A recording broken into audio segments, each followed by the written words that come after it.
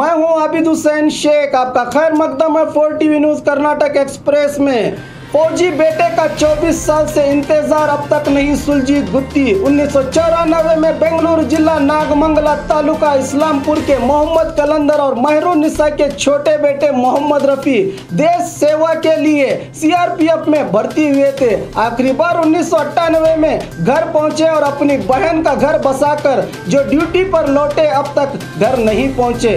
कुछ साल तो सेना अधिकारी खामोश रहे। जब बार बार पूछा तो कहने लगे कि मोहम्मद रफी लापता है, ढूंढ रहे हैं। फिर कुछ सालों बाद पेंशन शुरू की गई, जिसके दम पर बूढ़े माँ बाप जिंदा हैं। मोहम्मद रफी के बड़े भाई छोटे भाई की गुमशुदगी पर पागल हो गए हैं। सेना विभाग पेंशन तो दे रही है, मगर फौजी मोहम्मद रफी का क्या हुआ अब तक नहीं समझाया। अब भी मोहम्मद रफी के माँ बाप सेना और सरकार से बेटे को ढूंढने की गुहार लगा रहे हैं, मगर 24 सालों से कुछ भी नहीं हुआ।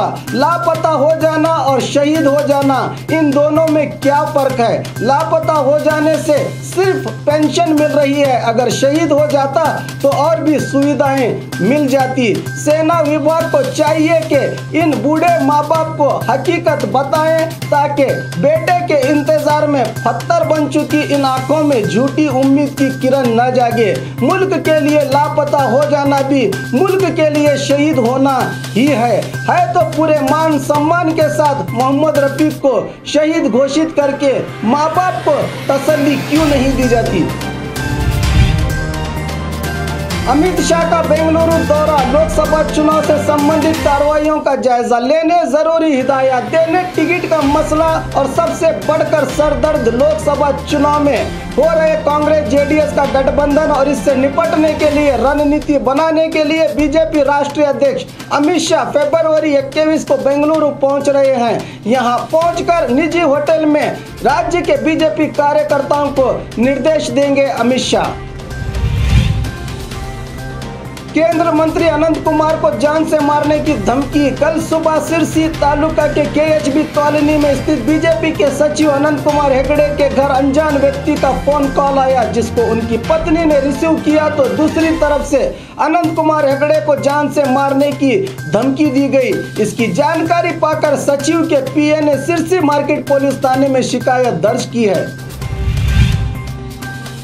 पुलवामा आतंकी हमला, जमखंडी में स्वयं प्रेरित बंद। 14 फरवरी को हुए पुलवामा में आतंकी हमले का विरोध करते हुए जमखंडी में लोगों ने अपनी दुकानें बंद करके शहीदों को श्रद्धांजलि दी। घटना के 3 दिन बाद भी देश के कई जगहों में बंद का सिलसिला जारी है। गर्भवती महिलाओं का फैशन शो। बेंगलुरु के मरहतहल्ली रोड पर स्थित रेनबो चिल्ड्रंस अस्पताल की ओर से गर्भवती महिलाओं के लिए फैशन शो रखा गया था। इलाज के लिए अस्पताल आने वाली करीब 30 महिलाओं ने इस शो में हिस्सा लिया। सबसे पहले कार्यक्रम में बच्चे के लिए मां का दूध कितना जरूरी है, इस विषय पर जानकारी दी गई और फिर गर्भवती महिलाओं की देखभाल, डिलीवरी से जुड़े कई मशवरे दिए गए। अंत में फैशन शो रखा गया, जिसमें पूर्व मिस एशिया इंटरनेशनल प्रतिभा ने हिस्सा लेकर स्पर्धियों को पुरस्कार दिया।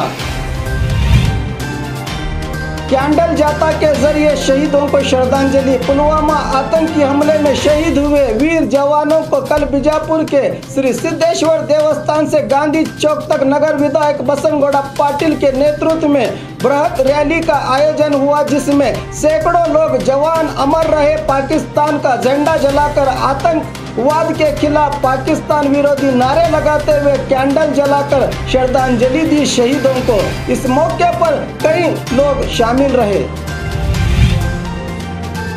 सोशल मीडिया में पाकिस्तान का समर्थन, प्राइवेट स्कूल टीचर पुलिस हिरासत में। पुलवामा आतंकी हमलों के बाद पाकिस्तान जिंदाबाद का पोस्ट डालने वाली कड़बी शिवापुर की प्राइवेट स्कूल टीचर को गिरफ्तार करके न्यायिक हिरासत में भेजा गया है। इस मामले में आक्रोशित मुरगोड़ सहित 3 गाँव के लोगों ने परसों टीचर का घर को आग लगाकर गिरफ्तार करने की मांग की थी।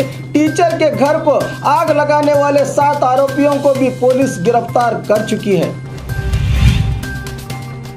लाखों की संदल की लकड़ी सहित 2 आरोपी गिरफ्तार। पुख्ता जानकारी के आधार पर अतनी तालुका आईगढ़ी पुलिस थाने के पीएसआई राकेश बगली के नेतृत्व में अतनी तालुका के तेलसंग ग्राम से गैर कानूनी तौर पर ले जाया जा रहे संदल की लकड़ी सहित महाराष्ट्र जत के 50 साल तुकाराम और सांगली के 19 साल तौफीक को गिरफ्तार कर लिया है पुलिस ने। और खबरों के लिए देखते रहिए 4 टीवी न्यूज़ कर्नाटक एक्सप्रेस।